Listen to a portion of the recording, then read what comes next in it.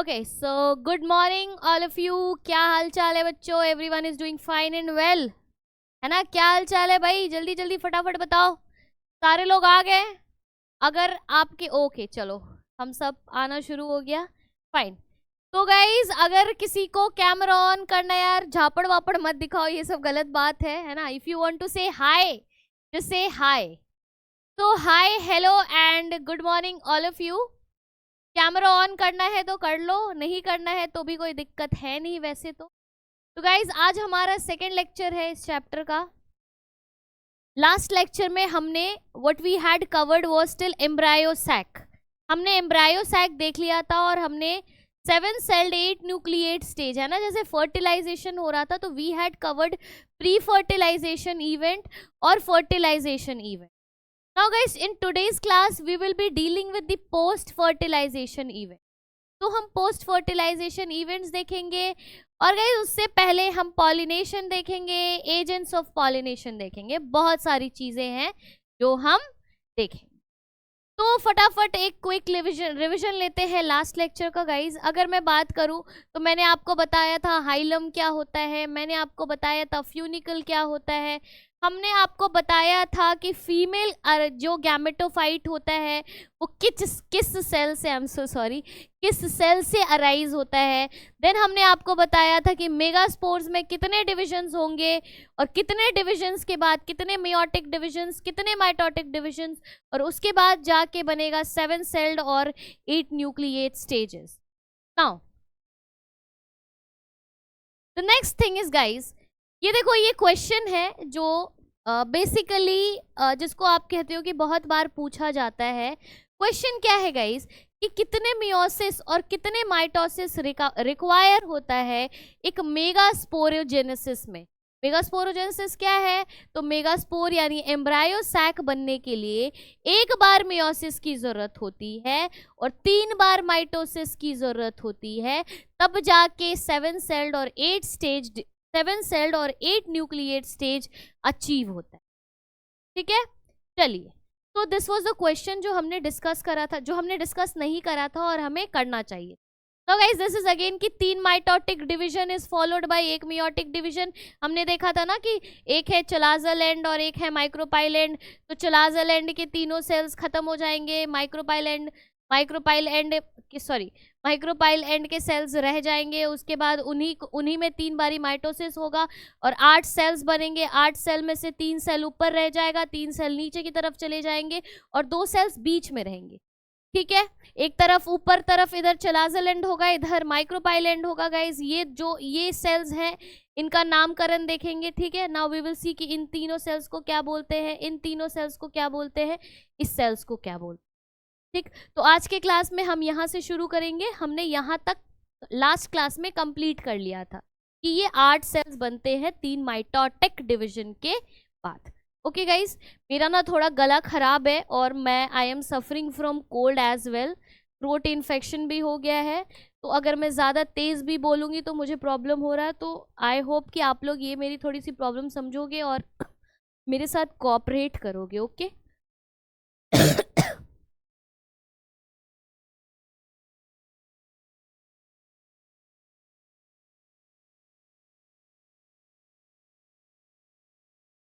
इसी तरह मैं दवाइयाँ ले लेके गले ठीक कर रही हूँ, गर्म पानी पी पी के, बट यार इट्स अफेक्टिंग अ लॉट। तो ज़्यादा बोलने पे, ज़्यादा स्ट्रेन लेने पे, जैसे सुबह से क्लासेस ले रही हूँ, 2 क्लास ले लिया, अभी ये तीसरा क्लास है, तो मेरा गला हो जा रहा है एकदम बहुत ज़्यादा खराब। थोड़ा मैं धीरे बोलूँगी। चलो, अब इसके बाद क्या गाइस? ठीक है, इसके बाद देखते हैं। इसके बाद हमने देखा ये वही डायग्राम है जो हमने लास्ट क्लास में देखा था। हमने बोला था कि 3 सेल्स ऊपर की तरफ बनते हैं, 3 सेल्स आपको नीचे की तरफ मिलेंगे और 2 सेल बीच में मिलेंगे। ठीक है, अब गाइज हुआ क्या कि जब ये सेल्स बने तो हम अगर इनको एक एक करके गिने तो टोटल 8 न्यूक्लियस दिख रहे हमको। बट ये जो 2 सेल है गाइज उसको एक ही लेते हैं, क्योंकि ये दोनों सेल बाद में मिल जाता है, मिक्स हो जाता है और बाद में ये क्या बन जाता है, सेकेंडरी सेल बन जाता है। ठीक है, इसीलिए हम इसको 7 सेल लेते हैं और 8 न्यूक्लियस लेते हैं। अब देखो ये जो ऊपर के सेल्स होते हैं गाइज, इनको हम एंटीपोडल सेल्स कहते हैं। क्या कहते हैं? एंटीपोडल सेल्स कहते हैं। ये जो नीचे के सेल्स होते हैं उसमें जो साइड वाले सेल्स होते हैं उनको हम सिनर्जिड सेल कहते हैं, और ये जो बीच वाला सेल होता है गाइज उसको हम एग सेल कहते हैं। अब ये तीनों सेल मिला के यानी synergid cell plus egg cell अगर हम मिला दे तो इन तीनों को इकट्ठे, है ना, together we call this as egg apparatus. So if someone asks you what is egg apparatus is nothing but the single cell, है ना, single egg cell plus two both the synergid cells। तो ये तीन sales हम मिलाएंगे तब जाके हमारे को क्या मिलेगा गाइस? एग अपैरेटस मिलेगा। नाउ ये जो एंटीपोडल सेल्स होते हैं गाइस, ये बाद में डीजेनरेट हो जाते हैं। कब डीजेनरेट होंगे? तो जैसे हमने बोला कि ये सेल है, ठीक है, अब इसी सेल के साथ क्या करेगा भाई? इसी सेल के साथ आएगा पॉलन ग्रेन, यहाँ पे बैठेगा और पॉलन ट्यूब के थ्रू सेल अंदर आएगा। Now guys these antipodal cells ये क्या करते हैं? ये पॉलन ट्यूब को क्या करते हैं भाई कि हाँ भाई रास्ता देते हैं। पॉलन ट्यूब जो है वो पहचानता है इन्हीं एंटीपोडल सेल्स के द्वारा है। तो these antipodal cells will guide, आप बोल सकते हो कि ये जो एंटीपोडल सेल्स हैं ये रिकग्निशन की काम करते हैं। So what these synergid cells will do guys, ये दोनों बगल में सिनर्जिड सेल है ना, वहां पे मैंने देखो ऐसे रेड रेड बनाया है, ये फिंगर लाइक प्रोजेक्शन प्रेजेंट होता है जिसको हम कहते हैं कि ये फिम्ब्रे प्रेजेंट होता है। मतलब ऐसे ब्रश बॉर्डर, ऐसे देखो होता क्या है कि ये जो सिनर्जिड सेल्स है वो ऐसे ऐसे ब्रश बॉर्डर अपीयरेंस शो करते रहते हैं। ये क्या करेंगे कि जैसे पॉलन ट्यूब इसके अंदर आएगा, ठीक है, माइक्रोस्पोर यानी जो हमारा मेल गैमेट है तो उसमें पॉलन ट्यूब बनेगा, इंटाइन लेयर हमने बताया था। उस पॉलन ट्यूब को ये दोनों गाइड करेंगे कि भैया तुम्हारा रास्ता इधर से है, इधर से आओ और आके फ्यूज करो।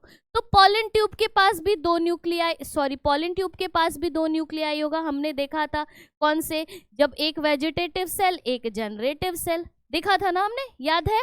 वेजिटेटिव सेल बाद में खत्म हो जाएगा और जनरेटिव सेल दो में डिवाइड होके 3 सेल्ड स्टेज बनाएगा। अब उसी 2 जनरेटिव सेल में गाइस एक सेल इसके साथ फ्यूज करेगा एग सेल के साथ, और एक सेल इन दोनों के साथ फ्यूज करेगा। ठीक है, एक सेल किसके साथ फ्यूज करेगा? एग सेल के साथ, और एक सेल किसके साथ फ्यूज करेगा? सेंट्रल सेल के साथ।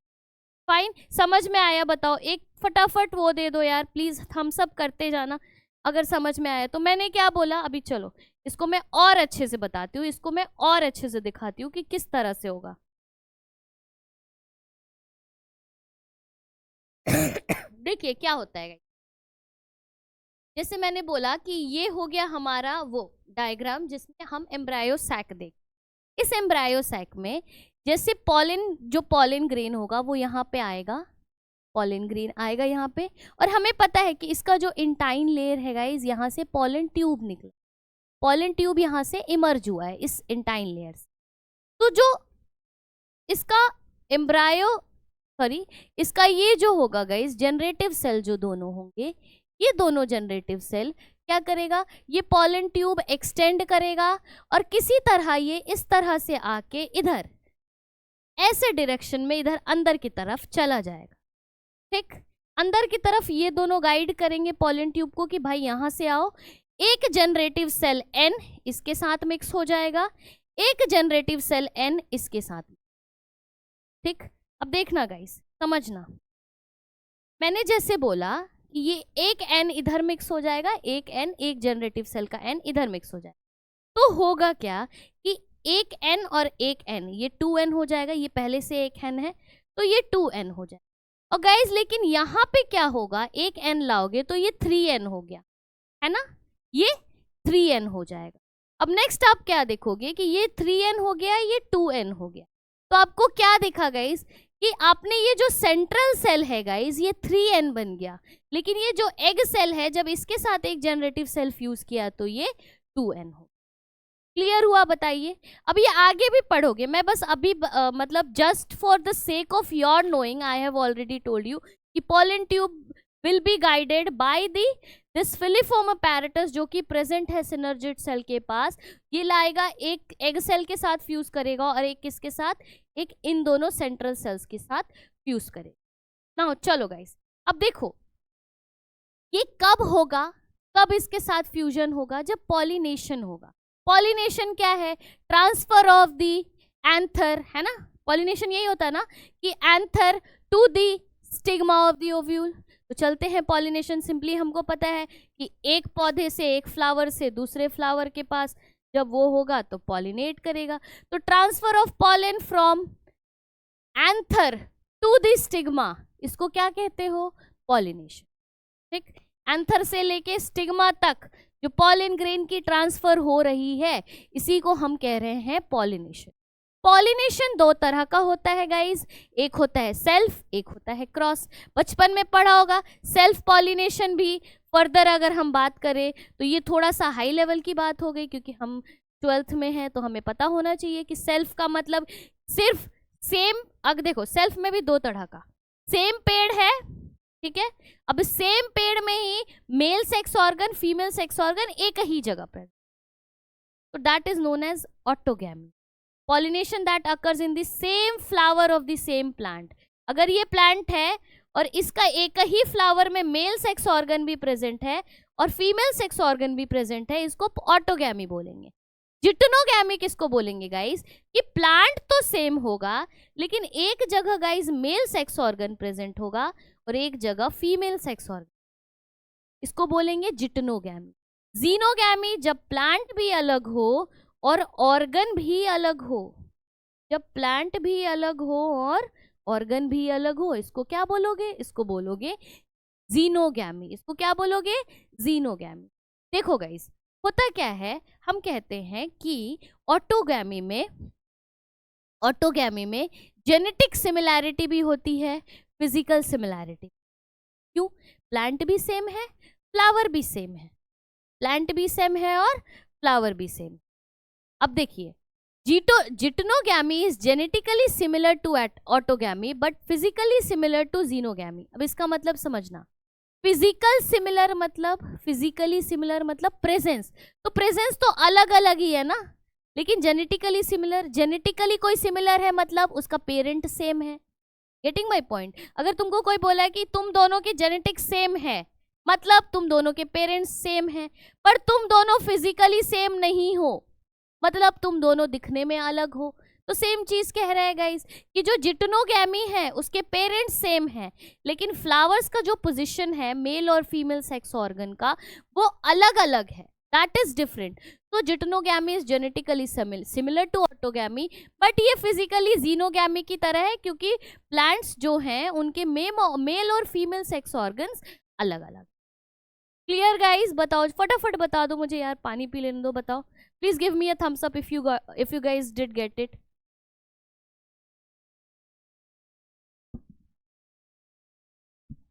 ठीक है, तो ये हो गया हमारा पॉलिनेशन। देखिए गाइस अब हम पढ़ेंगे टाइप्स ऑफ फ्लावर। फ्लावर दो तरह का होता है,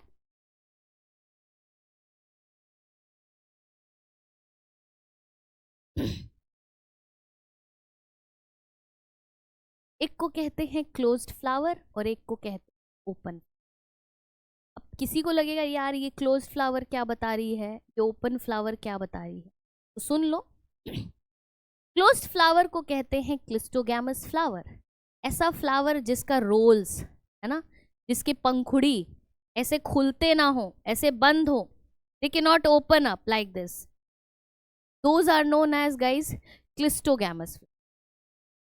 चास्मोगैमस फ्लावर वो होते हैं जिनकी ऐसे पंखुड़ी जो है वो खुलती हैं। अब तुम लोग मुझे एकदम ईमानदारी से बताना कि अगर कोई चीज लॉक्ड है, ऐसे बंद है, तो किस तरह का पॉलिनेशन होगा उसमें? अगर कोई भी चीज इस तरह से बंद है तो उसके साथ सिर्फ और सिर्फ ऑटोगैमी हो सकता है, मतलब प्लांट भी सेम हो और फ्लावर भी सेम हो, दोनों सेक्स ऑर्गन एक ही जगह हो, तभी जाके क्लिस्टोगैमस जो फ्लावर है वो ऑटोगैमी करे। चैस्मोगैमस फ्लावर मतलब खुला हुआ है, ऑटोगैमी भी होगा, जिटनोगैमी भी होगा, जीनोगैमी भी होगा। ठीक है, तो all three happens in chasmogamous flower, but cleistogamous flower में सिर्फ और सिर्फ क्या होगा गाइस? क्लिस्टोगैमस फ्लावर में सिर्फ और सिर्फ ऑटोगैमी। क्लियर? बताओ। ये वैसे तो बड़ा आसान टॉपिक है गाइस, मैं पहले ही बता रही हूँ, this is the one of the easiest chapter in class 12th, क्योंकि इसके बाद जो पढ़ना है मॉलिक्यूलर बायोलॉजी, उसके बाद जो पढ़ना है इनहेरिटेंस, दोनों बहुत बवाल चैप्टर है। अगर किसी ने नहीं पढ़ा है ना, बिल्कुल नहीं टच किया, तो उसके लिए तो टफ है ये, क्योंकि इजी है। 9th में भी पढ़ा है हमने, 7th में भी पढ़ा है, 8th में भी पढ़ते आ रहे हो। 7 सेल्ड स्टेज क्या होता है, 8 न्यूक्लियेट स्टेज क्या होता है, ट्रिपल फ्यूजन क्या होता है, किस तरह से प्लांट्स पॉलिनेशन करता है। So these topics are easy, fine. बस एक बार सुन लोगे, वंस यू लिसन, फोकस रहेगा क्लास में, सुन लोगे, you won't need to again read it line by line NCERT, questions बनाओगे, हो गया होगा। चलिए अब ऑटोकेमी की एडवांटेजेस क्या हैं गाइस। अगर मैं ऑटोकेमी की एडवांटेज बोलूं, एक ही देखो, there is only one niche, हो ना, and in this niche both the male and the female flowers are present, so you don't need any pollinators, है ना, you don't need any pollinators।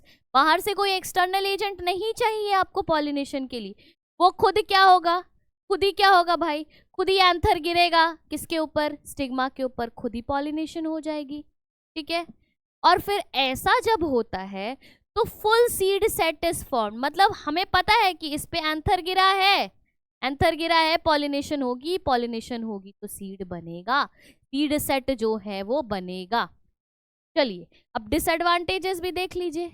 Disadvantages क्या होगा guys, अगर हमने पढ़ा है ना कंसंजिनस मेटिंग, कंसाजिनस मेटिंग जो पढ़ते हो कि सेम फैमिली में, है ना, जैसे कि शादियां होती हैं तो इनब्रीडिंग डिप्रेशन हो जाता है। इनब्रीडिंग डिप्रेशन क्या है, सेम कैरेक्टर्स कैरी होते हैं। अगर बीमारी किसी एक में है तो वो बीमारी खानदानी पुश्तैनी चलते रहेगा, चलते रहेगा। क्यों, क्योंकि मेटिंग बार बार उसी खानदान में हो रहा है। इसीलिए कहा जाता है ना कि इनब्रीडिंग डिप्रेशन से बचने के लिए शादियां दूर करनी चाहिए, है ना।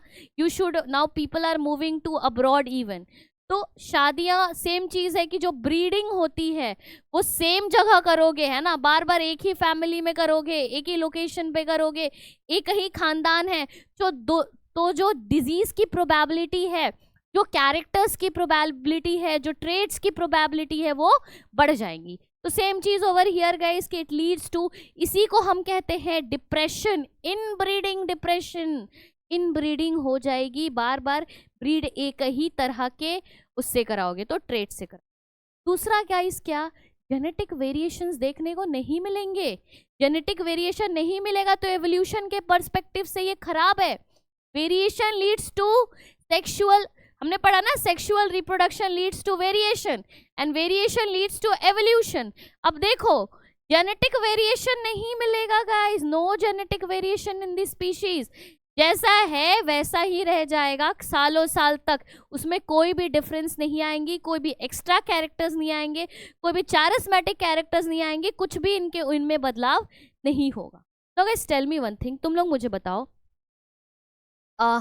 माइक अनम्यूट करके बताना कि ऑटोगैमी, है ना, और जीनोगैमी यानी क्रॉस पॉलिनेशन और सेल्फ पॉलिनेशन में दोनों में से कौन सा अच्छा है, which one is better. If you can text please text, otherwise please mic को अनम्यूट करो। देखो मुझे ना ऐसे ऐसे अच्छा नहीं लगता, it's just becoming one sided. मैं बोलती जा रही हूँ ना, मैं किसी को देख पा रही हूँ, मैं गूंगे बहरों को तो नहीं पढ़ा रही हूँ ना। I feel like I am teaching to, even जब मैं वाईटी की क्लासेस लेती हूँ तो वाईटी पे भी दे डू मैसेज, कमेंट और चैट्स रन करते रहता है। कम से कम मुझे ये फील होता है कि लाइव चल रही है, lively, it's a lively class. You guys won't respond, it's not okay. So कालका ji, then we have sector 23, और कौन है भाई, सेक्टर 6, रिस्पॉन्स दे दो भाई। पीसीबी 12, अगर समझ पा रहे हो, सुन पा रहे हो, मैं तो इतने ही लोगों को देख पा रही हूँ, तो प्लीज मुझे एक थम्स अप दे दो if you guys are understanding. और प्लीज मुझे बताओ कि दोनों में से which one is better, self pollination और cross pollination. Please let me know guys.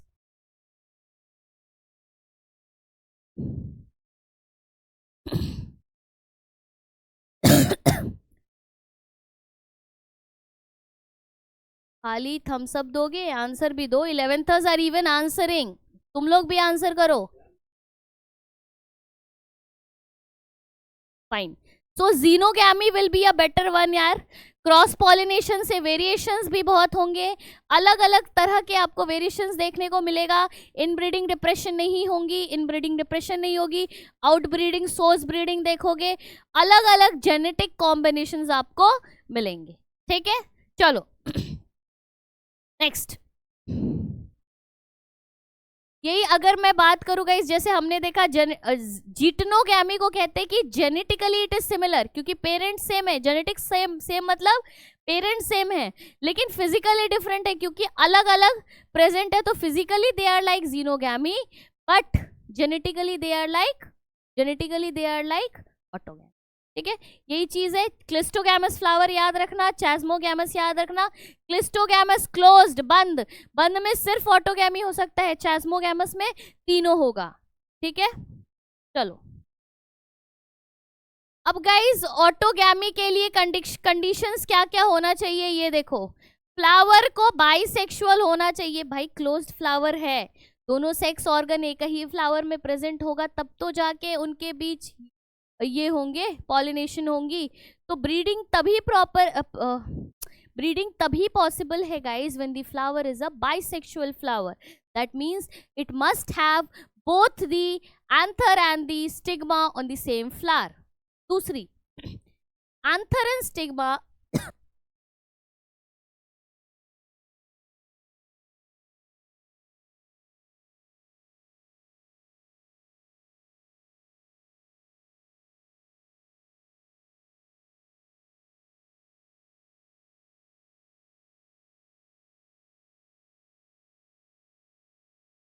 guys, anther and be receptive at the same time। इसका मतलब क्या होता है कि जैसे हमने अभी पढ़ा था ना कुछ कल या परसों के क्लास में और सैटरडे वाले क्लास में गाइज हमने क्या पढ़ा था कि पॉलिन की एक वाइबिलिटी टाइम होती कि इतने से इतने देर तक, इतने से इतने दिन तक, या इतने से इतने महीने तक पॉलन ग्रेन जिंदा रहेगा कि वो जाके पॉलिनेशन कर सके। ठीक है, तो रिसेप्टिविटी का मतलब होता है गाइस दोनों का एक्सेप्टेंस। पॉलन ग्रेन गिरा, ठीक, जैसे ही पॉलन ग्रेन गिरा स्टिग्मा जो है वो उसको एक्सेप्ट करने के लिए रेडी है। If the stigma is not ready, मान लो कि पॉलन ग्रेन जो है, ठीक है, वो शेड हो रहा है और उस टाइम ये जो स्टिग्मा है ये एक्सेप्ट मैच्योर ही नहीं हुआ, मैच्योर नहीं हुआ मतलब एक्सेप्ट करने के लिए रेडी नहीं हुआ। तो गाइज अगर दोनों के रिसेप्शन टाइम यानी दोनों के कंपैटिबिलिटी टाइम, एक दूसरे को रिसीव करने का जो टाइम है, अगर वो सेम नहीं हुआ तो ऐसे केसेस में ऑटोगैमी फेल हो जाएंगी। ठीक, तीसरा क्या है कि जो पॉलन है और जो पिस्टिल है, मतलब अगर पॉलन ग्रेन यहाँ से गिर रहा है और तुम मान लो कि पिस्टिल इसके ऊपर प्रेजेंट है तो ये तो कभी नहीं गिरेगा, है ना।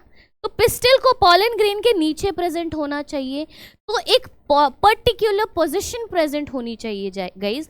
ये पिस्टिल को यहाँ प्रेजेंट होना चाहिए, तब जाके ये पॉलन जो है ये पिस्टिल के ऊपर गिर पाएगा। ठीक है, so it says the pollen and the pistil are aligned at the proper position so as to receive the pollen appropriately।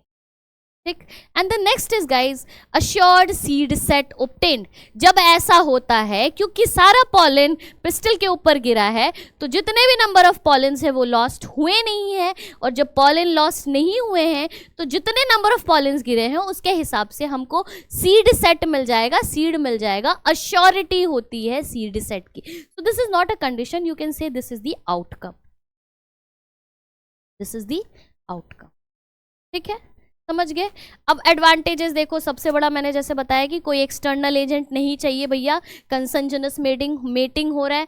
और डिसएडवांटेज वही है कि इनब्रीडिंग डिप्रेशन कॉज हो जाएगा इसके वजह से। क्लियर हुआ गाइस? बता दो फटाफट, बताओ क्लियर कंडीशंस ऑटोगैमी की, फिर हम आगे बढ़ेंगे। एक अंगूठा ही तो मांग रही हूँ यार, बताओ। गुड, अंगूठा ही तो मांगा है, अंगूठा दे दो फटाफट, मैं आगे बढ़ूंगी। चलिए अब हम देखेंगे कि कौन कौन से कंडीशंस होने चाहिए क्रॉस पॉलिनेशन के लिए, यानी जीटेनोगैमी और जीनोगैमी के लिए। सबसे पहली बात गाइस क्योंकि हमें पता है कि प्लांट अगर सेम हुआ जिटनोगैमी के केस में, पर फ्लावर शुड बी यूनिसेक्सुअल, यानी कि जो सेक्स ऑर्गन्स हैं वो डिफरेंट डिफरेंट फ्लावर्स पे प्रेजेंट होनी चाहिए, तो यूनिसेक्सुअल फ्लावर। दूसरा क्या है गाइज कि पॉलिनेटर्स, पॉलिनेटर्स यानी बर्ड्स हो गए, बटरफ्लाईज हो गए, या फिर रैट्स हो गए, रॉडेंट्स हो गए, ये सब रिक्वायर्ड होता है। क्यों क्यों रिक्वायर्ड है? क्योंकि भाई इट कैनॉट, मतलब फ्लावर जो है वो अलग अलग है, उनकी पोजीशन अलग अलग है। Okay, so it is unknown कि ये जो हमारा एंथर है इसको पहुंचाना पड़ेगा, और पहुंचाने के लिए हमको एक एक्सटर्नल एजेंट की जरूरत पड़ेगी। Stigma and pollen receptivity at different time. Pollen गिर गया, ठीक है, पॉलन शेड हो रहा है, अब उसको बर्ड्स, विंड, जो भी एक्सटर्नल एजेंट है, वाटर के थ्रू पहुंचाया जाएगा स्टिग्मा तक। तब तक स्टिग्मा भाई आराम से तुम मैच्योर हो। अगर तुम पहले मैच्योर हो गए और वो जो एजेंट है उस टाइम पीरियड में नहीं ले जा पाया, तो फिर क्या? ठीक है, वंस इट इज मैच्योर्ड, अलग अलग टाइम भी होगा तो कोई भी कुछ भी इस तरह की आपको प्रॉब्लम फेस करने को नहीं मिलेगा। ठीक है, नेक्स्ट क्या? Position of stigma and स्टेमन different, pollination occurs. जैसे मैंने बताया पोजीशन स्टेमन का, स्टिग्मा का अलग रहेगा, तब जाके पॉलिनेशन होगा। ये रिक्वायरमेंट है गाइस, क्योंकि सेम जगह हो नहीं सकता है, क्योंकि ये कैसा फ्लावर है? यूनिसेक्स। एडवांटेज वही जेनेटिक वेरिएशंस देखने को मिलेंगे, इनब्रीडिंग डिप्रेशन से बच जाएंगे, जिसकी वजह से एवोल्यूशन होगा, और evolution is the requirement for the human one, है ना? evolution is the requirement for human race, and evolution is the requirement for everything, है ना, every race। अगर evolution नहीं हुआ तो, अगर evolution नहीं हुआ तो एक ही बार में क्या होगा guys? that would somehow or someday leads to destruction of the entire organism, therefore evolution is important। disadvantages क्या है गाइस? चूंकि ये अपने खुद से पॉलिनेशन नहीं कर सकते तो इनको पॉलिनेटर्स चाहिए ही चाहिए, डिपेंड एंटायरली, ये इंडिपेंडेंट नहीं है, दे आर डिपेंडेंट। और दूसरा क्या है गाइस? कोई भी अश्योर्ड सीड सेट नहीं मिलेगा। आप ये कैसे समझोगे कि अश्योर्ड नहीं मिलेगा? मान लो कि pollen grain 100 pollen grain shed हुआ, ये 100 पॉलन ग्रेन में से 30 ही पॉलन ग्रेन पहुंचाया गया, आधा पॉलन ग्रेन लॉस्ट हो गया। ठीक है, तो अश्योर्ड सीड सेट नहीं मिलेगा, बहुत सारे पॉलन तो लॉस्ट हो जा रहे हैं, क्योंकि इनको एक जगह से दूसरी जगह ट्रांसपोर्ट कराया जा रहा है using an external agent. Understood guys? फटाफट बता दो मुझे। ठीक है, आगे बढ़ू।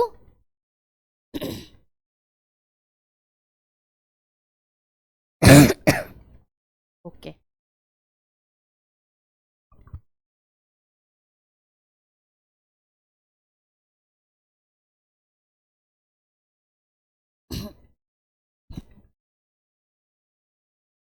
चलिए एजेंट्स की बात करते हैं कि पॉलिनेशन कौन कौन कराता है।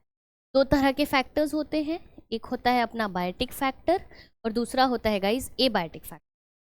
अगर मैं बायोटिक फैक्टर की बात करूं तो देखें क्या क्या होता है। इंसेक्ट्स हो सकते हैं, बर्ड्स हो सकते हैं, रॉडेंट्स हो सकते हैं, स्नेल्स हो सकते हैं, रेप्टाइल्स हो सकते हैं।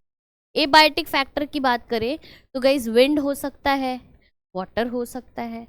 अब now there are different different names given in biology. जैसे अगर पॉलिनेशन इंसेक्ट के थ्रू हुआ तो उसको क्या बोलोगे? एंटिमोफिली। पॉलिनेशन अगर इंसेक्ट के थ्रू हुआ गाइस तो इसको क्या बोलोगे? एंटिमोफिली। अगर पॉलिनेशन बर्ड्स के थ्रू हुआ तो इसको क्या बोलोगे? ऑर्निथोफिली। ठीक है, सेम केस अगर विंड के थ्रू पॉलिनेशन हुआ तो इसको क्या बोलोगे? एनीमोफिली। एंटिमोफिली और anemophily, there is a difference guys. ठीक है, उल्टा मत लिख के आ जाना। इसीलिए बेसिकली ना ये लोग कंफ्यूज करने के लिए यही दो देते हैं, और ऑप्शंस में दोनों डाल देंगे किसी एक का पूछ के, और आप लोग कंफ्यूज हो जाओगे।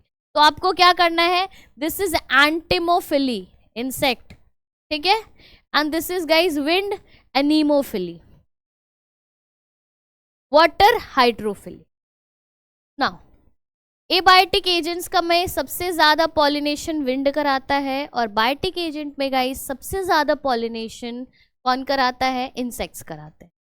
ठीक है, बायोटिक में सबसे ज़्यादा इंसेक्ट्स पॉलिनेशन कराते हैं, और विंड में सबसे ज़्यादा पॉलिनेशन कौन कराता है? सॉरी, एबायोटिक में सबसे ज़्यादा पॉलिनेशन कौन कराता है? विंड कराता है। चलिए, now coming guys abiotic agents की बात करते हैं।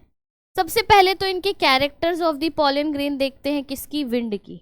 विंड से पॉलिनेशन कराना है, जो पॉलन विंड के थ्रू ट्रांसपोर्ट होते हैं उनको कैसा होना पड़ेगा? उनको स्मॉलर होना पड़ेगा, उनकी वेट लाइट होनी पड़ेगी, और उनको नॉन स्टिकी होना पड़ेगा। ठीक है, समझना, they must be smaller, they must be lighter in weight, they must be non sticky. ठीक, ऐसा क्यों? स्मॉलर क्यों भाई? क्योंकि अगर बहुत बड़ा हुआ तो विंड के थ्रू वो मूव ही नहीं हो, इसीलिए बहुत हैवी नहीं, लाइट वेट चाहिए। और नॉन स्टिकी हुआ भाई, नॉन स्टिकी अगर कहीं स्टिक हो जाएगा तो विंड उसको खिसका नहीं पाएगा। तो to be movable, to be transported, it must be non sticky. दूसरा, the stigma must be feathery to trap the pollen. जो स्टिग्मा है ना, जो स्टिग्मा रिसीव कर रहा है पॉलन को, वो फेदरी होना चाहिए उसका टेक्सचर, ताकि विंड के थ्रू पॉलन आए, उसके ऊपर गिरे तो उसको वो पकड़ के रख ले, उसको एब्जॉर्ब कर ले, उसको ट्रैप करके रख ले। ठीक है, चलो अब हम देखते हैं वाटर के थ्रू पॉलिनेशन। तो गाइज अगर हम वाटर के थ्रू पॉलिनेशन देखेंगे हाइड्रोफिली, तो दो तरह से होता है। एक होता है सरफेस पे पॉलिनेशन, और एक होता है इनसाइड दी वाटर, सबमर्ज्ड, पानी के अंदर। जो सबमर्ज्ड वाली होती है गाइज पॉलिनेशन, वो रेयर होता है। बट जो सरफेस पॉलिनेशन होता है गाइज, वो कैसा होता है? वो ज्यादातर आपको देखने को मिलता है। Now see, pollen must be lighter in size. Surface पे जो होता है तो पॉलन ग्रेन कैसा होना चाहिए? लाइटर होना चाहिए। यहाँ पे लाइटर भी हो सकता है, और यहाँ पे ह्यूज पॉलन ग्रेन भी हो सकता है, क्योंकि उसको सिंक ही करना है, डूबना ही है। लेकिन यहाँ पे इसको डूबना नहीं है, पॉलन को तैरना है। ठीक है, उसके बाद नो लॉन्ग स्टॉक और style is needed. Long stock या स्टाइल नहीं चाहिए, क्योंकि सरफेस पे ही पॉलिनेशन हो जा रहा है। अगर नीचे रहता, नीचे जाके पानी के अंदर होता, तब तो गाइस स्टॉक जो है वो लॉन्ग चाहिए होता फीमेल का। तो इस केस में आप क्या देखोगे कि इस केस में, इसमें सबमर्ज्ड वाले में जो स्टॉक होगी फीमेल की, यानी स्टिग्मा स्टाइल ओवरी पढ़ते हो ना, जो स्टाइल होगा, स्टॉक, डंडी स्टाइल, वो कैसी होनी चाहिए? लंबी होनी चाहिए, रिबन लाइक होनी चाहिए, ताकि वो पॉलन ग्रेन को ऊपर से आता हुआ पॉलन ग्रेन को कैच कर सके। बट यहाँ पे ऐसा कोई भी सिनारियो, सॉरी यहाँ पे ऐसा कोई भी सिनारियो नहीं है। यहाँ पे स्टॉक कैसी होनी चाहिए? छोटी होनी चाहिए। बड़ी स्टॉक यानी बड़ी स्टाइल की ज़रूरत नहीं है। यहाँ पे कोई रिवॉर्ड नहीं चाहिए भाई, चुपचाप आया पॉलन, एक्सेप्ट करो, पॉलिनेशन हो गया। ठीक है, ओके, क्लियर है? बताओ। अब वैसे ये नो रिवॉर्ड नीडेड वाली चीज़ ना हाइड्रोफिली में होती है। पानी के थ्रू जितनी पॉलिनेशन होती है उसमें कोई भी रिवॉर्ड नहीं चाहिए होता है। रिवॉर्ड किसके केस में चाहिए होता है गाइज?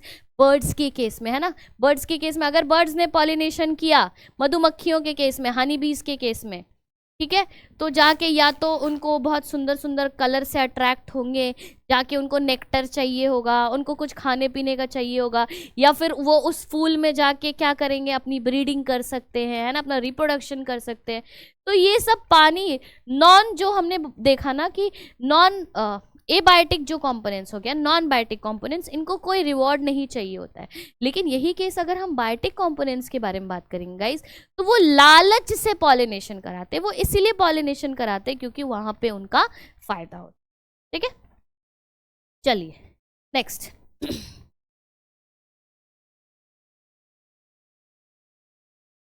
देखो गाइस, ये विंड से जो पॉलिनेशन हो रहा है, तो उसमें ऐसे ऐसे देखो, या ब्रश लाइक अपीयरेंस दिख रहा है ना, इस तरह से, ताकि जो पॉलन ग्रेन गिरे इस पे तो ये इसको ट्रैप कर सके।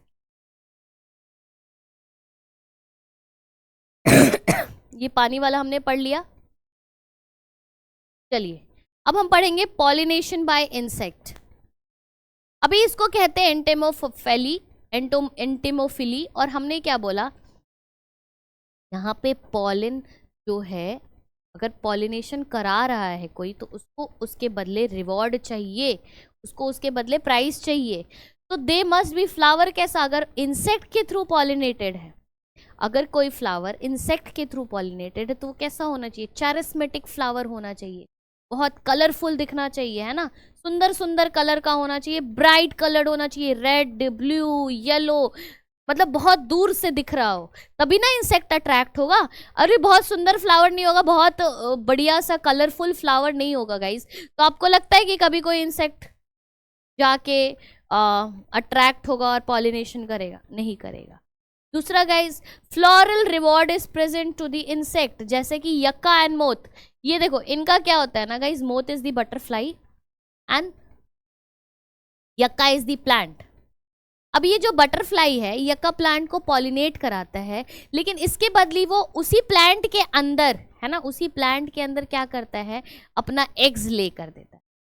जो ये मोथ बटरफ्लाई है अपने एग्स को ले करेंगे इस यक्का प्लांट के अंदर, तो इनके लिए रिवॉर्ड हुआ, इनको रहने का जगह मिला भाई, इनको अपने एग्स को ले करने का जगह मिला। तो यहाँ पे इंसेक्ट ने क्या किया, रिवॉर्ड लिया पॉलिनेशन का। दूसरा वो वहाँ से खाना भी खा रहे हैं, है ना, यक्का प्लांट से वो क्या ले रहे हैं भाई, न्यूट्रिशन भी ले रहे हैं अपना।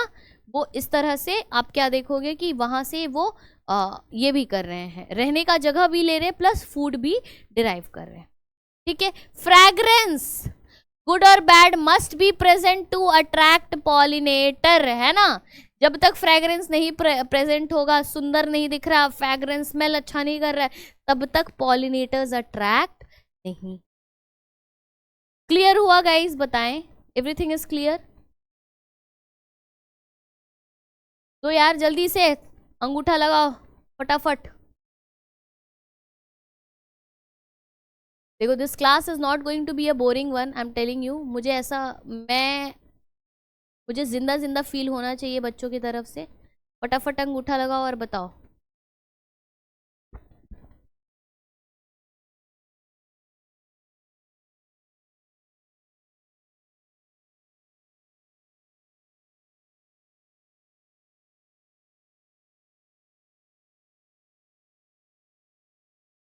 Only one school is responding, rest all I don't know what you all are doing guys.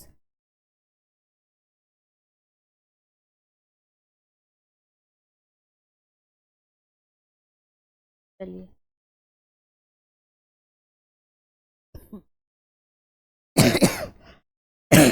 ये हमने देख लिया, अब हम नेक्स्ट चलेंगे गाइस। नेक्स्ट हम बात करेंगे हाइब्रिडाइजेशन। अब ये हाइब्रिडाइजेशन क्या है मैं बता दूं। एक टेक्निक होता है हाइब्रिडाइजेशन जो कि आर्टिफिशियल टेक्निक होता है, ये नेचुरल टेक्निक नहीं होता है। ये हम अपने हिसाब से जब भी किसी दो फ्लावर के बीच पॉलिनेशन कराना चाहे तो अपने हिसाब से, है ना, हम करा सकते हैं अपने चॉइस के फ्लावर के साथ। ठीक, सबसे पहले हम क्या देखेंगे, अगर फ्लावर बाइसेक्सुअल हो और अगर फ्लावर यूनिसेक्सुअल हो। अगर फ्लावर इज बाइसेक्सुअल गाइज, मतलब एक ही प्लांट में एक ही फ्लावर पे दोनों सेक्स ऑर्गन्स प्रेजेंट है, तो इस केस में हम कैसे हाइब्रिडाइजेशन कराएंगे। तो सबसे पहले हम क्या करते हैं, इमैस्कुलेशन।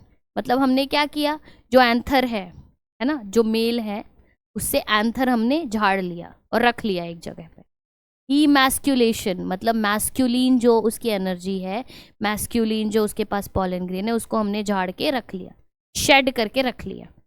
ठीक है, उसके बाद सबसे पहले क्या बोला है, स्टेमन्स आर रिमूव्ड। मैस्कुलेशन में हमने क्या किया, स्टेमन्स को निकाल के रख दिया। दूसरा देखो गाइस, वही पॉलन ग्रेन जो उसका झड़ने वाला हमने निकाल के रख लिया। बैगिंग, बैगिंग किस पे किया हमने, बैग पहना दिया, किसको, पिस्टिल को। इफ दिस इज दी, यहाँ से पॉलन गिर रहा है ना गाइस, तो इसको हमने पॉलन, पहले इसको निकाला, यहाँ से सारा पॉलन झाड़ लिया एक जगह और रख दिया। अब ये रह गया है सिर्फ, इसको हमने क्या किया, इसके ऊपर कोई प्लास्टिक से कवर कर दिया, इसको बैग पहना दिया, बैगिंग कर दी।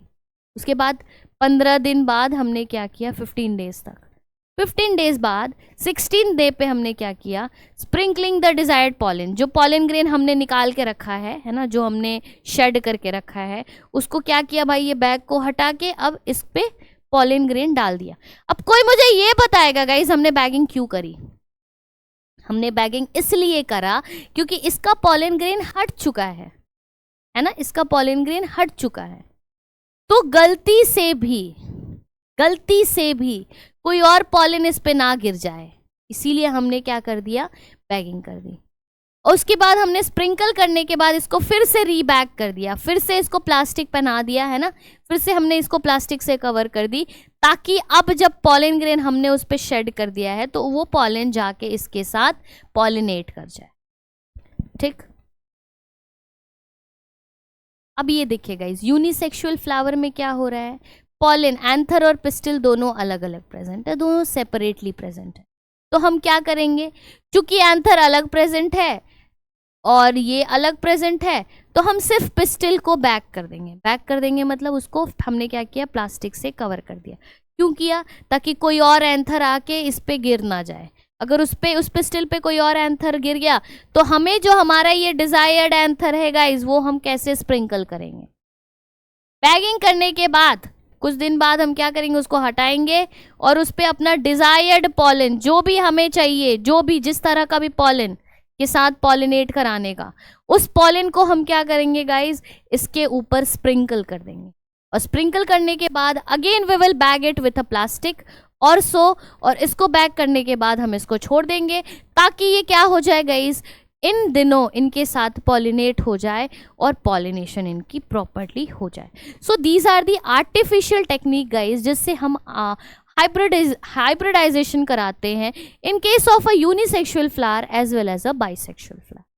Clear? Just give me a thumbs up. चलो फटाफट थम्स अप दो। समझ गए हो सारे? तो एक फटाफट थम्स अप दे दो। ओके, चलिए। Civil line is only active, rest what you guys are doing don't know. चलो गाइस, अब यहां तक पॉलिनेशन वाली टॉपिक हो गई कंप्लीट हमारी।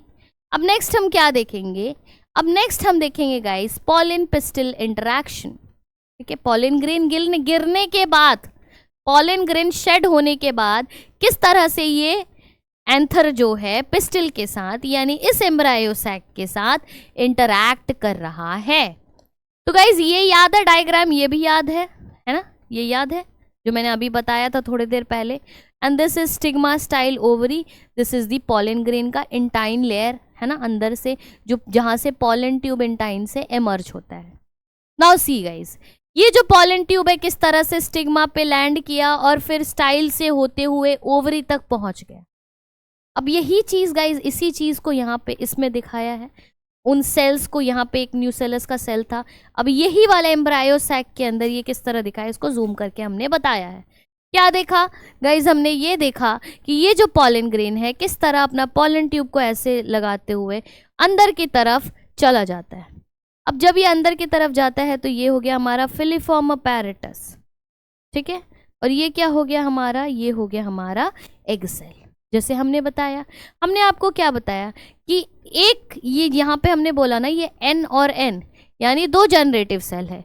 एक जनरेटिव सेल जाता है और एग सेल के साथ फ्यूज हो जाता है, दूसरा जनरेटिव सेल जाता है और किसके साथ, सेंट्रल सेल के साथ फ्यूज हो जाता है, जिसकी वजह से ये 3n स्ट्रक्चर बन जाता है और ये 2n के स्ट्रक्चर में प्रेजेंट होता है।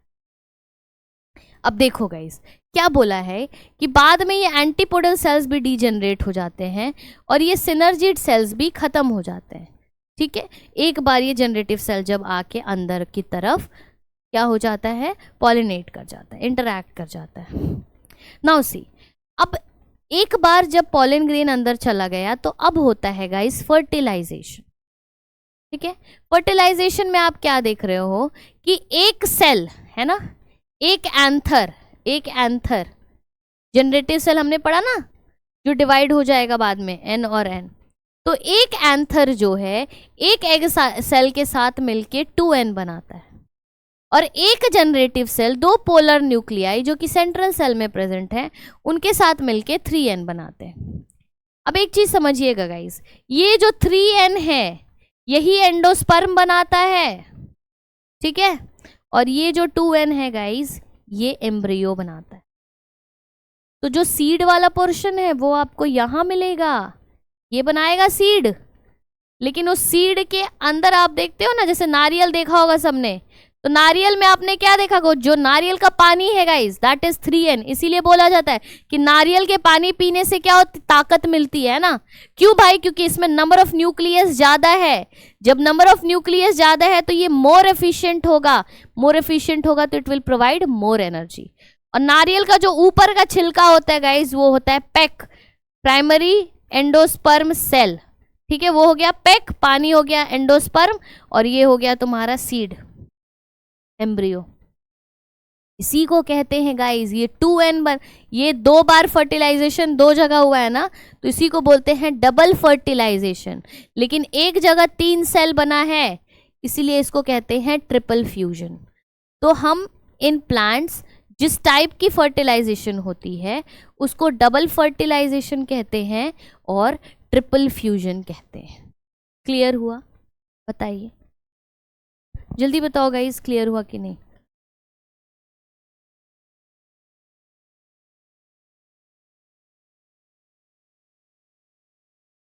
ओके, चलो। Are you all taking up the notes, guys? Actually, this PDF will be provided to you all. If you are taking up the notes, let me know. मैं 1-2 minute wait कर लूँगी, वरना फिर मैं आगे बढ़ूँगी. Just let me know whether you are taking up the notes or not. Give me a thumbs up if you are taking out the notes, taking up the notes. If not, give me a thumbs down.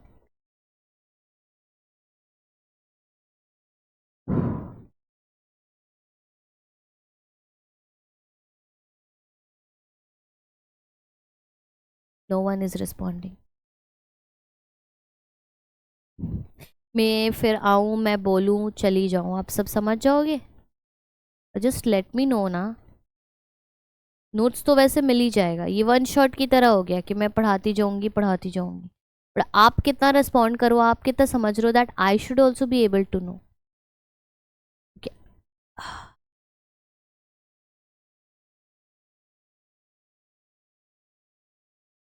No, okay, you guys are not taking. चलो, nice. You will be provided with the PDF. Nevertheless, not to worry. चलो, know guys, अब हम पढ़ेंगे post fertilization event. एक बार fertilisation हो गया उसके बाद क्या, देखो यही, एक बार फर्टिलाइजेशन हो गया तो क्या मिल रहा है हमको, what we get, 2 polar nuclei के साथ एंडोस्पर्म मिल रहा है, और इधर क्या मिल रहा है, इधर मिल रहा है हमको एम्ब्रियो, जो सीड है वो मिलेगा, ठीक है, जो सीड है हमको वो यहाँ पे मिलेगा। फर्टिलाइजेशन के बाद triple fusion and double fertilization, pen and pack बना हुआ है।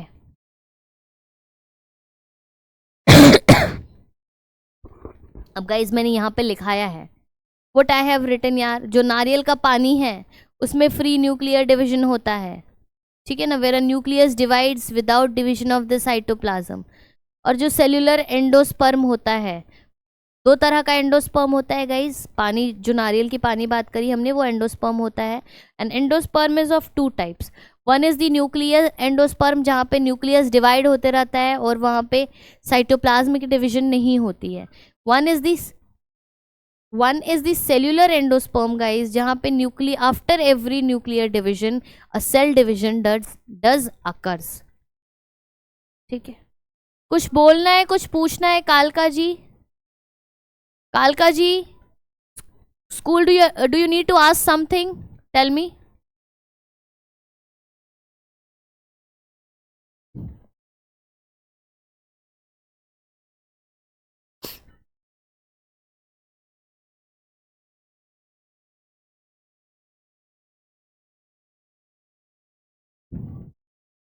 चलिए नेक्स्ट गाइज, हमने अभी देखा कि कैसे सीड की फॉर्मेशन होगी। अब सीड जो है वो एम्ब्रियो बनाएगा। तो अगर मैं एम्ब्रियो की, मैम सिंसीटियम एंड पॉलीप्लॉइडी में क्या डिफरेंस है, दोनों सेम है क्या? ओके गाइज,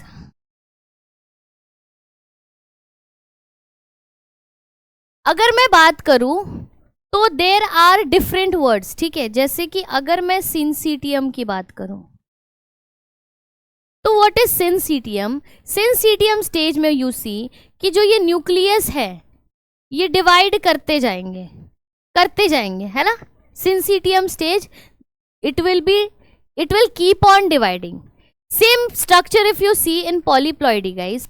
पॉली का मतलब होता है सेम न्यूक्लियस, तो यहाँ पे भी न्यूक्लियस जो है उसकी डिवीजन होती जाएगी। तो it is, you can use it alternatively, ठीक है। जैसे कि हम प्लांट्स में कहते हैं कि सिंसिटियम स्टेज है, एनिमल में we say it as coenocytic stage. तो these are used alternative term, ठीक है, where without the division of the cytoplasm if the nucleus keeps on dividing, that stage is known as, ठीक है। चले आगे बढ़े, देखो guys. Next if we talk about, we were on embryogenesis. Now on embryogenesis, if we see what is embryogenesis, the maturation of an embryo. एक embryo कितने different stages को achieve करता है so that it can get matured, that is known as embryogenesis. अगर मैं बात करूँ guys कि embryogenesis में कितने stages होते हैं, तो सबसे पहले we see the zygote stage, that is the 2n stage, ठीक है। Now zygote stage will change into globular stage, then a heart shaped stage, then this torpedo stage guys। इस torpedo stage के बाद आपको एक mature seed देखने को मिलता है। So these are the various stages in the maturation of an embryo. This is known as embryogenesis. If we talk about the types of seed, there are two types of seed. One is the monocot seed, other is the dicot seed. If I tell you what is monocot seed, जिसके पास सिर्फ एक ही कॉटिल। कालका जी please mic mute कर लीजिए guys, आपका voice जो है ना वो बाहर आ रहा है, and it is causing disturbance to rest other schools also, so please mute your mic once.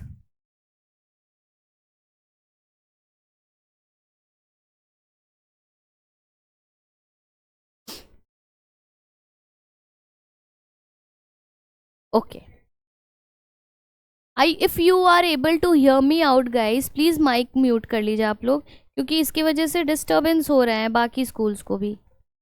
If you want to speak something then you can just unmute your mic, if you are not speaking something then please don't unmute, no.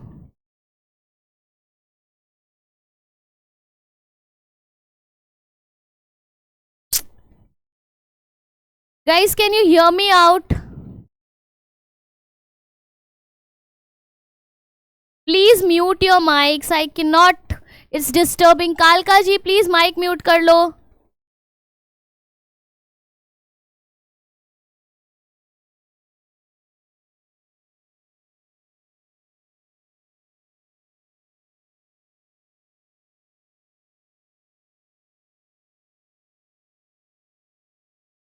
Kalka ji. Okay, please text me, no? Please text me if you can hear me. Please text me, एक text कर दो. आपका वो जो भी आपका problem था या फिर is that resolved? Do you want to speak something? Do you want to say something? Please let me know once whether you are able to hear me out or not. समझ पा रहे हो कि नहीं आप लोग?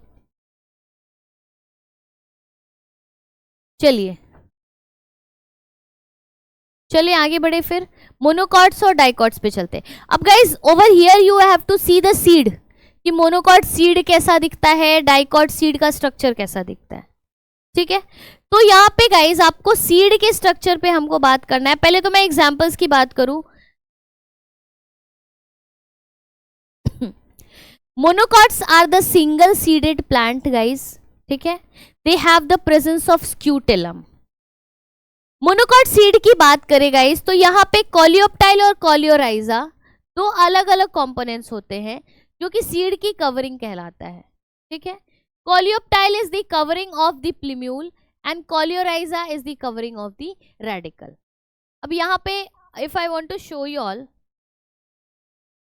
The structure of a monocot seed, तो guys this is the structure of a monocot seed. If you see a monocot seed, we all know that root emerges from the radical. Radical से root निकलता है, ठीक है। और shoot जो है, shoot radical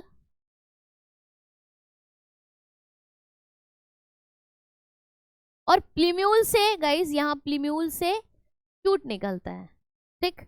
अब इस प्लीम्यूल को कवर करने वाला एक स्ट्रक्चर होगा, उसको कोलियोप्टाइल बोला जाएगा।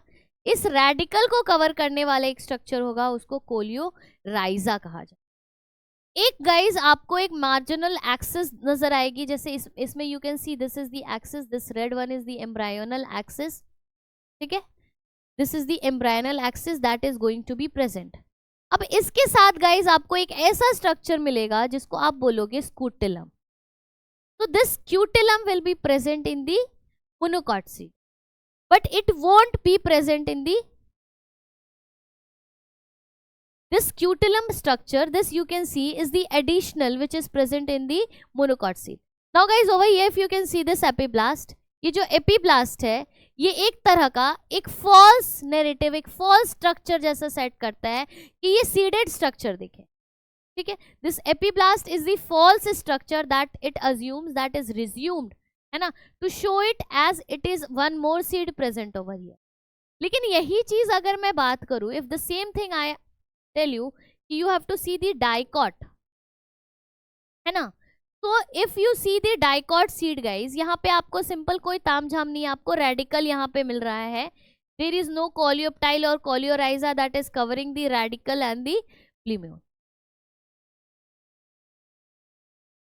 That yaar, you guys are, I don't know what you guys are doing, neither hearing nor saying anything, just अपने में आपस में बात कर रहे हो। माइक अनम्यूट कर लो, माइक एटलीस्ट म्यूट कर लो, है ना, so that your voice does not comes out.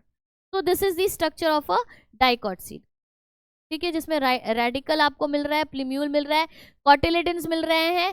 This is the hypocotyl layer that is present, this is the hypocotyl layer.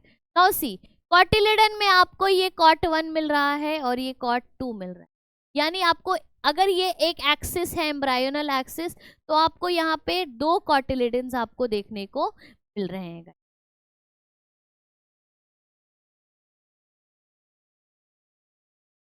चलिए so this was the structure I just wanted to show you all, fine, of the seed। 2 cotyledons मिल रहे हैं आपको, यहाँ पे coleoptile coleorhiza जैसा कोई structure नहीं होगा, यहाँ पे रेडिकल और प्लीम्यूल आपको मिलेगा। And if I could show you ना, तो यहाँ पे जो if you can see the endosperm present here is not fully consumed in the dicot seed, that is why they are very, ये मोटे मोटे होते हैं, ठीक है। डाइकॉट सीड जो है इनका एंडोस्पर्म फुल्ली कंज्यूम नहीं होता है। लेकिन if you see in case of monocot seed, तो इनकी सीड जो होती है गाइज ये बहुत पतली होती है। क्यों? क्योंकि इनकी जो एंडोस्पर्म होती है वो फुल्ली कंज्यूम हो जाती है। Now the micropyle helps the seed to absorb water. Seed के पास एक छोटा सा, मैंने जैसे बोला, माइक्रोपाइल रीजन और चलाजल एंड है। तो जो माइक्रोपाइल रीजन है गाइज वो सीड को हेल्प करता है कि वो वाटर को एब्जॉर्ब करे, मिनरल्स को एब्जॉर्ब करे, सॉल्ट्स को, न्यूट्रिएंट्स को एब्जॉर्ब करे, and also the exchange of gases occurs through this micropyle, ठीक है। सीड में 90 to 95% वाटर रिटेंशन कैपेसिटी होती है, जिसकी वजह से वो हार्ड, टफ और ड्राई बन जाता है।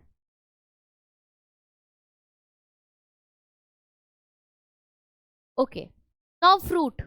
इन फ्रूट्स गाइस, जैसे हमने बोला ओव्यूल जो है वो सीड बनाएगा, उसी तरह ovary will mature and it will form the fruit. Now if we talk about fruit, fruit can be of 2 types, या तो ट्रू फ्रूट या फिर false fruit. True fruit is the one जहां पे जो ओवरी से डायरेक्ट फ्रूट बन रहा है उसको हम कह रहे हैं ट्रू फ्रूट। और अगर थैलेमस या रिसेप्टिकल ओवरी के साथ, I am literally very much disturb, just a second.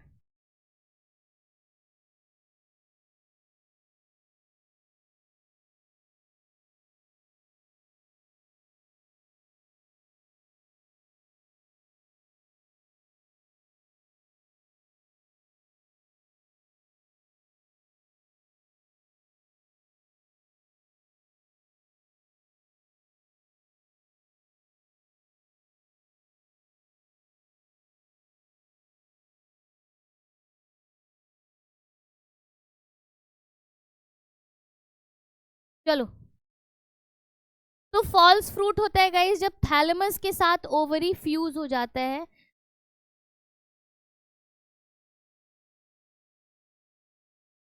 Okay, rest other schools please let me no कि मेरे आवाज के अलावा आपको कुछ और भी सुनाई पड़ रहा है. Please let me no, please give me a thumbs up. Is it disturbing you all? Yes, these students are not listening. I don't know what they have done. They have just unmuted their mics and gone to which place mute कर लो. नहीं रहे हैं. They are not listening me. I don't know what's happening. Ma'am also Kalka. Yes. That only I am saying, that they are not unmuting. They are just not muting their mics. The entire class is talking and ask host to. I have already asked the host to mute them, but I don't know why there is so much of chaos. It is so disturbing. Aren't they monitored?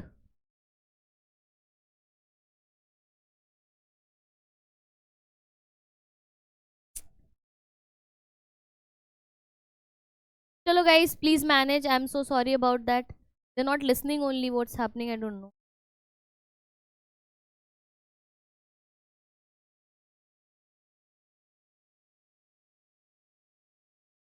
Now see guys, we had studied about the viability of the... Achha, I can mute. Okay, let me see.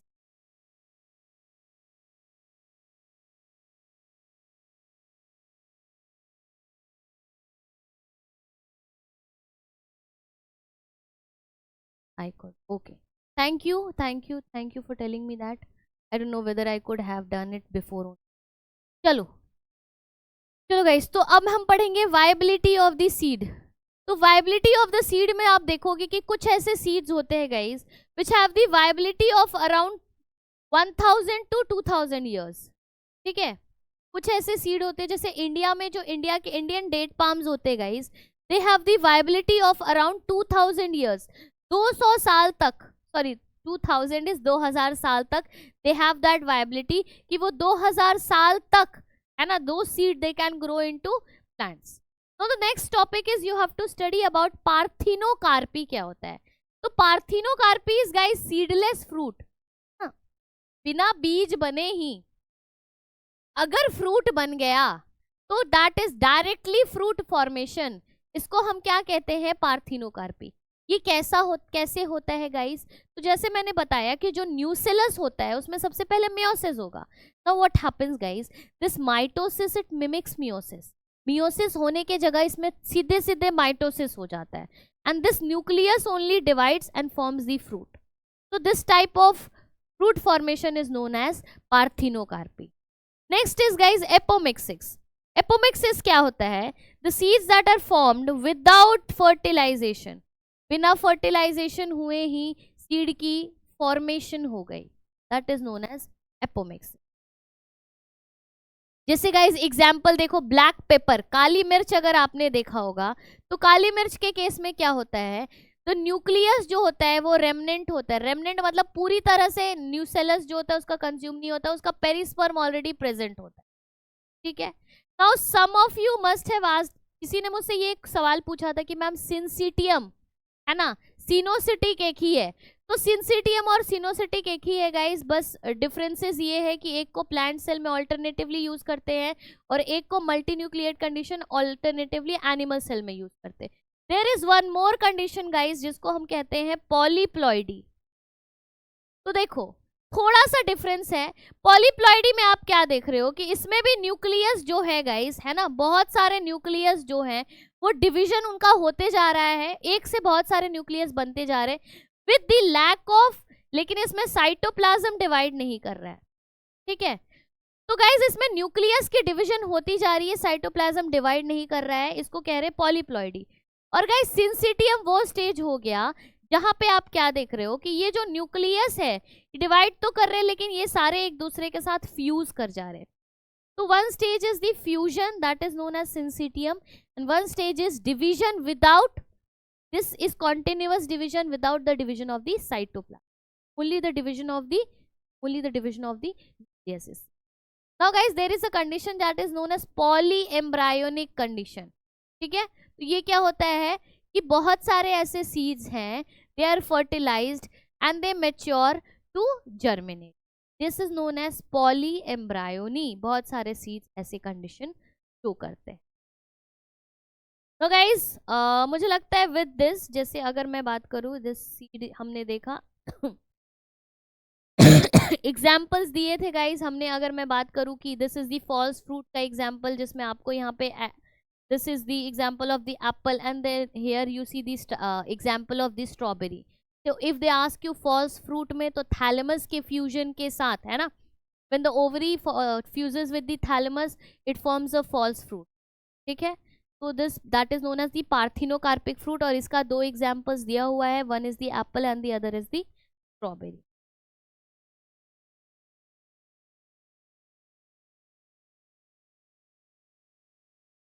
तो guys ये रहा आपका, मतलब ये lecture यहाँ पे होता है कंप्लीट. ठीक है, now I would like you all to ask me question, अगर आपको कुछ भी प्रॉब्लम है तो इस चैप्टर में, क्योंकि I have followed NCERT and it was just like a one shot, है ना. तो it was totally an NCERT based session guys. let's will start with the next chapter the other day out, है ना, the other class we have. So done for today. If you have any questions related to it, please let me know.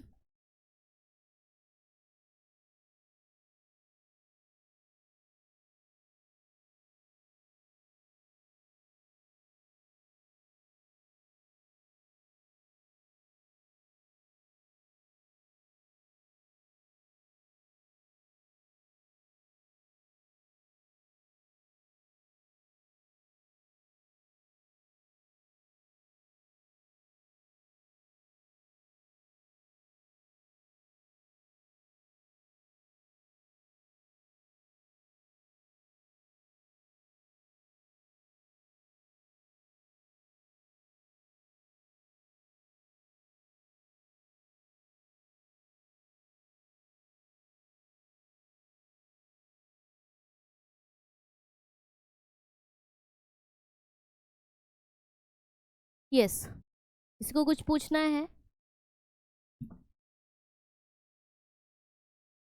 बताओ.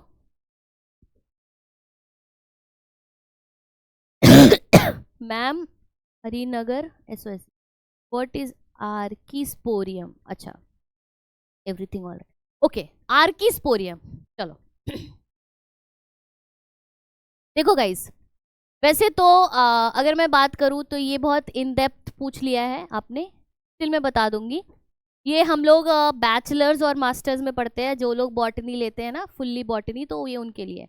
आर्किस्पोरियम क्या होता है? जैसे अगर मैं seed की बात करती हूँ, तो जैसे हमने देखा ना कि epicotyl layer, hypodermal layer.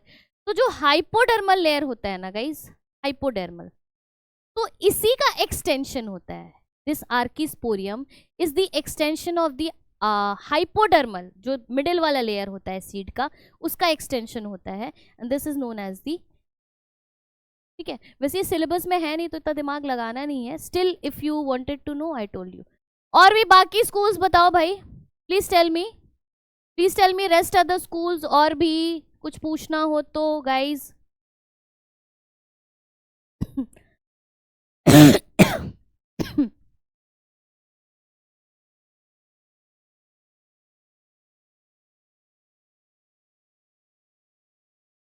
rest KHP, I don't know what's the full form of KHP. Then we have SOSE Harinagar.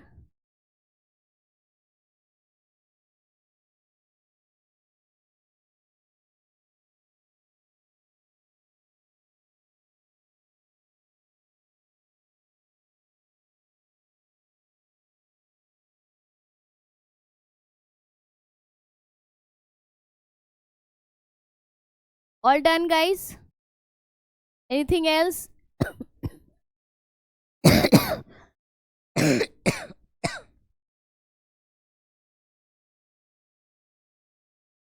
चलो ठीक है, तो आज का क्लास यहीं पे एंड करते guys. I am also suffering from throat infection, मुझे भी बहुत ज़्यादा प्रॉब्लम हो रहा है बोलने में। तो what is the difference between polyembryony and apomixis? Okay, देखो एपोमिक्सिस का मतलब हो गया ना, जैसे मैंने यहाँ पे बताया आपको, पहले पॉलीएम्ब्रायनी समझ। पॉलीएम्ब्रायनी एक कंडीशन है जैसे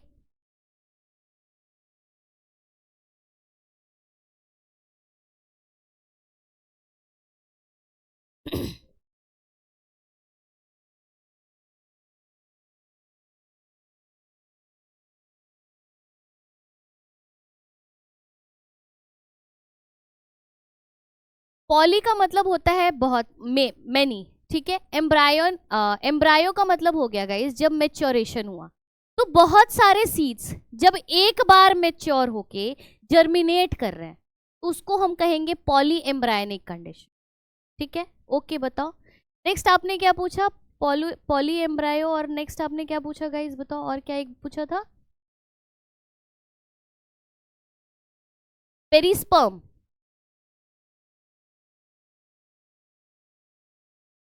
व्हाट वाज द क्वेश्चन यार, मैं भूल गई। What did you ask? Polyembryony and polyembryony is the condition when many seeds, है ना, they mature together to germinate. What was one more you asked? polyembryo, और क्या पूछा था? Apomixis, okay. अब देखो एपोमिक्सिस का मतलब होता है ना guys, it is just nothing but mimicry, है ना, कि जैसे अगर बिना सीड के, है ना, सीडलेस फ्रूट जिसको बोलते हो, बिना सीड के ही फ्रूट बन जाना, तो ऐसा केस तब होता है ना कि सीड कब बनेगा गाइस, जब प्रॉपरली आप देखोगे कि न्यूसेलस जो है उसमें मियोसिस हुआ, ठीक। मियोसिस के बाद माइटोसिस वाली कंडीशंस चलेगी। अब in this apomixis seedless fruit बनता है, यानी कि यहाँ पे जो ये सीड बनना चाहिए था वो मियोसिस के थ्रू बनना चाहिए था, पर ये मियोसिस ना होके कोई भी फ्रूट माइटोसिस के प्रोसेस को फॉलो करता है, और फिर आपको वहां पे बिना सीड का फ्रूट देखने को मिलता है। That is only known as apomict, ठीक है। बताओ, क्लियर हुआ?